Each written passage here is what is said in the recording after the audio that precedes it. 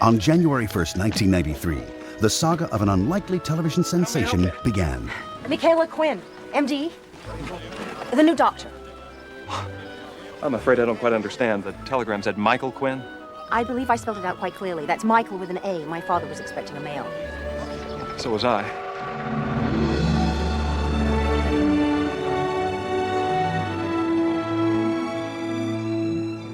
Little did delighted fans know how the show's marquee star joined literally at the last minute. I was first approached for Dr. Quinn when I was actually in desperate financial straits. I called my agent and I had a divorce happening. I found out I was incredibly in debt that I didn't know about, and I had to work yesterday. So he called all the networks and said, Jane is willing to do anything, including a series. And CBS said, well, we have one called Dr. Quinn, but she has to decide by tomorrow morning at 10 a.m. So at 7 p.m., the night before, I was handed the script. I read it that night. I read it again the following morning. I had tears in my eyes. It really spoke to me. I went immediately to meet Beth Sullivan for the first time at noon. We had lunch. I went immediately into hair and makeup where they started fitting costumes. I started work the next morning at 6 a.m. With the pilot airing opposite the Orange Bowl, CBS's expectations weren't high. The reviews had been scathing. I mean, the New York Times said it was the worst show since My Mother the Car. We all knew that we were given the death slot and we were opposite the Orange Bowl, and we made the top 10 both nights, 2 nights in a row. I think we came in 7th and 10th. Soon after that, Beth Sullivan, the producer, called and says, I've got a job for you, got a lot of work ahead of it, and boom, there we were. Dr. Quinn's Saturday night success surprised everyone except series creator Beth Sullivan. I remember Beth Sullivan telling us when we got that time slot that it was a blessing, and everybody thought she was crazy. Saturday night was such a black hole of Calcutta in those days that the networks were seriously considering giving it back to the local stations. Saturday night at that time was a night of television that nobody watched. I mean, all the networks had given up. People kind of laughed at us in town for a while there until you start producing numbers, and then we were no joke. It was like we're a hit. For Sullivan, producing a quality show began with strong writing. She's the kind of a writer who's a storyteller, like Dickens. And she would come up with story after story after story that had a kind of a universal appeal. She wrote a bunch of stuff that I'm sure was very much her background in her life. But what she didn't know that she'd written was my background in my life. She didn't know that my father was a doctor. She didn't know I was one of 3 girls. She didn't know that my father raised me with the history of medicine, with a microscope by the time I was 7. I saw surgery when I was 10. I've been working in hospitals since I was 3 or 4. She had no idea about that. For authenticity, the show was shot entirely on location on the Paramount Ranch in the wilds of the Santa Monica Mountains. Dr. Quinn's set wasn't a controlled environment at all. We couldn't control the sound, and we were in an area where on Tuesdays, I think it was, when garbage would be picked up, you'd hear the trucks backing up, and they didn't have those in 1872. We'd get up there at 6 in the morning, and it was freezing, and we'd put our long johns on. Then by noon, even in the winter, the hot sun, baking in the valley we were in, we were sorry we had the underwear on. People are dressed in full outfits, garb on, and just boom, dropping left and right. Bees and wasps. There were scenes we would do. One I remember in particular with the starving girlfriend of Matthew. We gave her chicken and she had to eat this chicken and she was literally swarmed with bees. It's actually in the show. We had a flood during the pilot that took a bunch of our stuff away. It was a rattlesnake had gone right under my horse. Now, the fact that Joe's horse didn't spook and see it, or mine, was a complete miracle. All of a sudden you hear the coyotes all going crazy. Someone in the area lost another cat. While filming the episode titled Giving Thanks, off-screen danger spread to the set. A large majority of the area around us was on fire. Malibu was burning, Calabasas was burning, and we were right in the middle.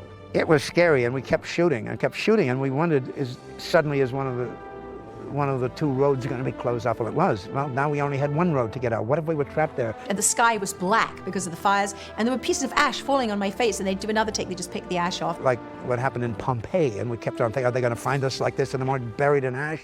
Maintaining high standards was key. For Jane, the pressure was intense. I had to shoot when I was sick. I had to shoot when I was pregnant with twins. At the end of the day, it was Dr. Quinn, Medicine Woman, and the success of the show depended upon Jane. I was hoping that we might learn from one another. I'm willing if you are. Jane, of course, was in every show and practically a lot of times in every scene. In the beginning, I would work 16 to 18-hour days.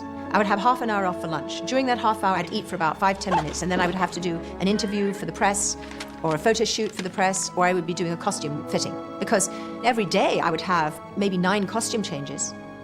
While Jane faced maddening hours, Joe took his lumps in a different way. I always loved being really physical. I loved doing the fight scenes. I'd get hurt in rehearsals more than I'd actually get hurt while doing the stunt. Because during rehearsals, you're not really paying that much attention. You're not so focused. I caught a couple punches in the face. And my gimmick was throwing that tomahawk. You know, that was the hook that I wanted to bring the little boys in with. Learning to ride bareback, that was a huge challenge. That involved a lot of ice. Running across the top of a train. I mean, how often do you get to do that? I thought that was pretty cool. The fact that I could do a lot of my own stunts made the character that much more believable. Despite the rigors of shooting, the cast still found ways to unwind. Orson, you know, he's so funny. He would just be like talking, doing a crossword puzzle, something else. 3, 2, 1, action. Ah, Sully. Ah, who are you kidding? We both saw those scroungers. Orson and Jim Knoblauch, who played Jake Slicker, was famous for finding a fresh piece of horse dropping, sticking in someone's pocket. I love Jim Knoblauch. He did terrible things to me, I fell asleep one day in my chair in the hot sun, woke up, and there was a horse bun on my lap. Some laughs even came at the doctor's expense.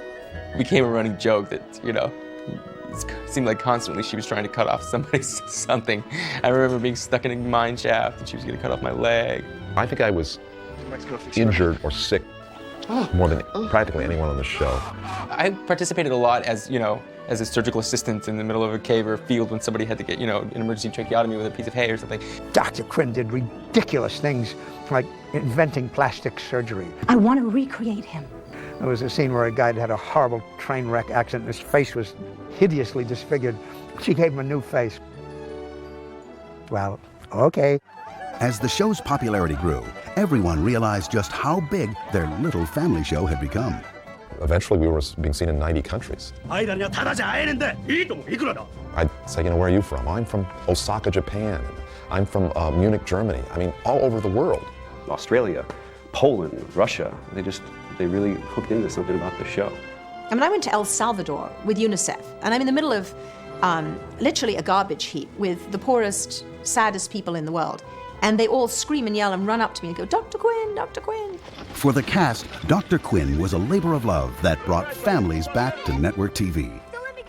I think it uniquely struck a chord with people globally, which is also unique, because it dealt with the human condition. And it took issues that we're dealing with today, very relevant issues, whether it's about parenting, medicine, ecology, religion, race, education. I mean, you name it, we covered it. There's a place out there for shows like NYPD Blue, and there's a place for Ally McBeal, and there's a place for shows like Dr. Quinn. You know, I think we really kind of brought back that whole genre of, you know, family values. Shows like Seventh Heaven, Touched by an Angel, they all seem to come after Dr. Quinn, which kind of paved the way. A lot of the people loved the ensemble cast. That, yes, there was Jane Seymour and Joe, the central characters, Michaela and Sully, but there was a whole town full of people, and you got into their lives as well. We made a show that was that told good stories, had some element of lessons. It was for family. It was created for its audience. It found its audience and served its purpose. The show's legacy is that it was the little engine that could. This was a show that was about a strong woman who was also vulnerable and did make mistakes. It was about family. It was about social issues. It was about life and death. It was about spirituality. It was about the history of America. It was about the human condition in every way, shape, and form. It was about relationships. It was a unique show.